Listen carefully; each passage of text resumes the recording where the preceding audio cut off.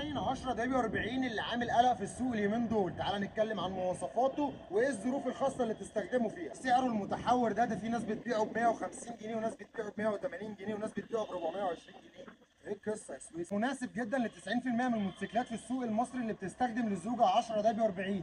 ثانيا الاي بي اي بتاعه اس ان، ودي من اعلى المواصفات للمعهد الامريكي للبترول. الجاسو بتاعه ام اي 2، ودي اعلى مواصفه من المعهد الياباني اللي بيختبر ان الزيت ده امن على الكلاتشات عندك والجير بوكس. بص كده الزوم تيك دي بتثبت ان الزيت يقدر يستحمل تحت اقصى ظروف تشغيل للموتوسيكل بتاعك. تعالى بص معايا كمان، ده سوباريو هيت بروتكشن، يدل على ان الزيت معالج ضد السخونيه علشان ما يتكسرش او بالبلدي زي ما بتقولوا يفقد لزوجه. سيمي سانتاتيك يعني نصف تخليق. يا سويسي حكايه اختلافات السعر اللي موجوده ليه كتير في السوق. تعالى اقول لك على 3 انواع موجودين منه في السوق. اول بيبقى عنده اكسباير يعني منتهي الصلاحيه، فهو بدل ما يبيعه بسعره الرسمي ويتاخر عنده اكتر واكتر بيبيعه بسعره وبيخلص منه. تاني وهو اللي معبي الزيت تحت السلم ويجي يقول لك ان الزيت ده اصلي وهو حاطط الزيت عليه صبغه بلون الاحمر لان الزيت ده لونه احمر، طبعا الا من رحم ربي. اما التالت بقى واللي هو نزيه في شغله ده بيبقى عنده بونص من الشركه، فبدل ما بياخدها كلها في جيبه بيقسمها بينه وبين العميل. انت كده حسمت لك الجدل على الزيت ده من حيث المواصفه والنوع وظروف التشغيل والسعر كمان. طبعا لو عندك اي سؤال اساله، وكالعاده انا احمد السويسي، كل يوم فيديو جديد عن عرض جديد ومعلومه جديده،